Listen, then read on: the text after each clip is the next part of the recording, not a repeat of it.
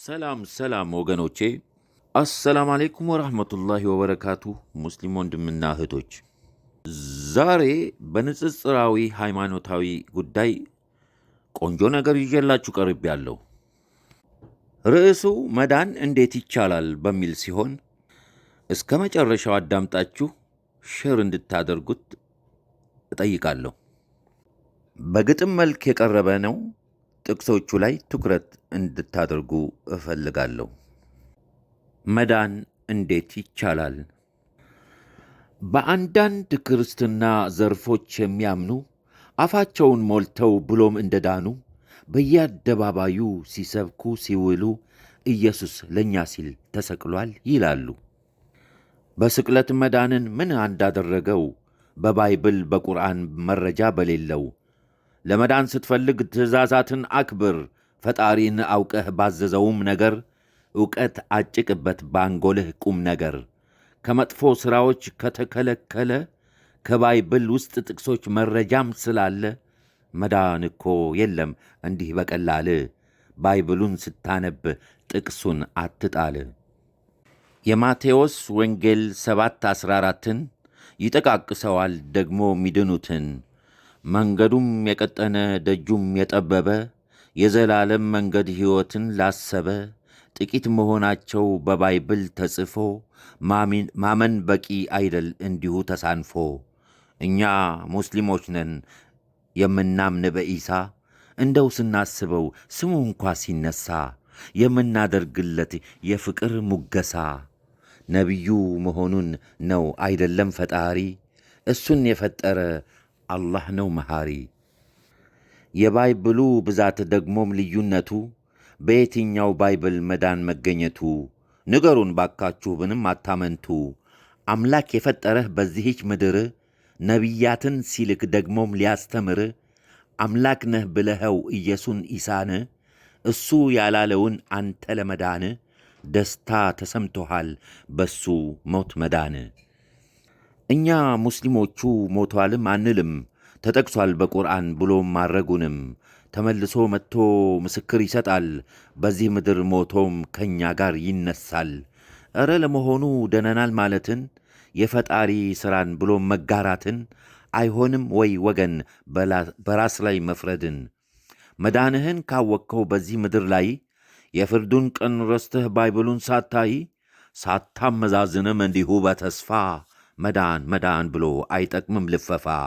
ወደ ግራ ስትከፍተው ወደ ቀኝ ሲጻፍ በባይብል የሌለ እንዲሁ ስትለፍፍ 13 የማርቆስ ወንጌል ገለጽ አድርገኸው ማንበቡን ብትችል መልሱን ታገኛለህ ባንተው በባይብል።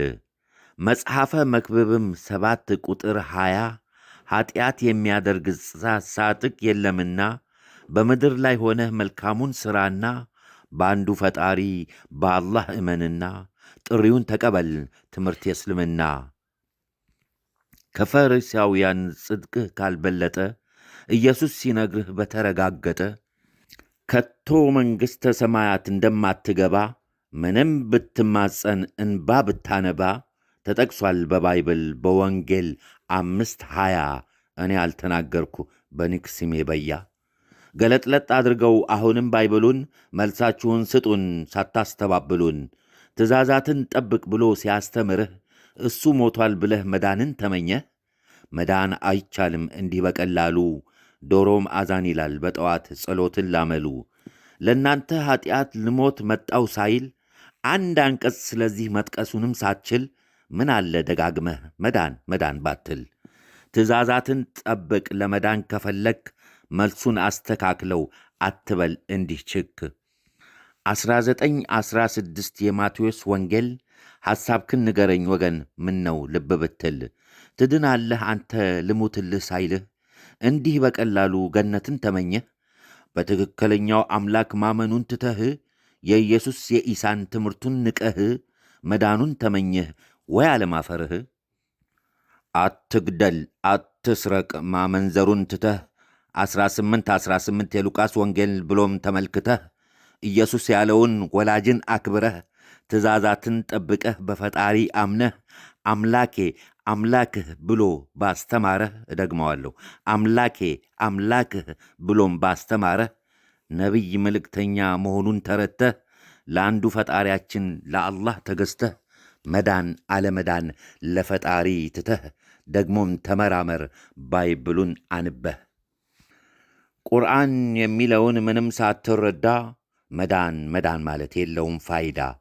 መዳን የሚገኘው በእስልምና በኛ አጋር የሌለውን እንዲሁም ብቸኛ ምንም ሳያጋሩ አንድ አምላክ ማመን ከአላህ በቀር ሌላ አምላክ እንደሌለን በአፋችን ብለን በልብም መስክረን የሁሉን ነቢያት ትምህርቱን አጣምረን በመጨረሻውና በነቢ ሙሐመድ ትክክል በሆነ እውነተኛ መንገድ የአምላክ ቃል በሆነ በቅዱስ ቁርአን ትእዛዙን አክብረን ዕውቀት ጨምረን በቁርአንም ኀጢአትን ተሸካሚ ነፍስ የሌላውን ሸክም አትሸከምም ብሎ ሲነግረን በቁርአን ሁሉንም በፋጢር 35:18ም አንዱ በሠራው ኀጢአት ሌላው እንደማይጠየቅም መዳን እንዴት እንደሚቻልም ያስገነዝባልም።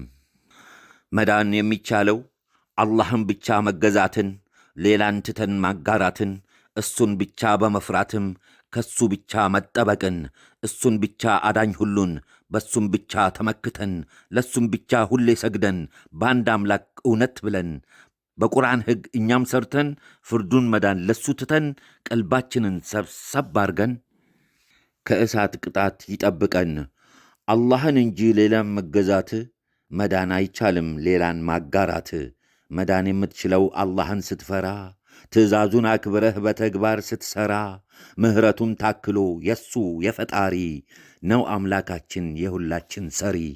መዳኑን ከፈለግ ሕጉን ሁን አክባሪ። መዳኑን ከፈለግ ሕጉን ሁን አክባሪ።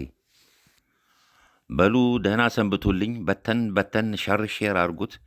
ኦኬ፣ በሌላ ፕሮግራም እስከምንገናኝ አሰላሙ አለይኩም ወረሕመቱላሂ ወበረካቱ።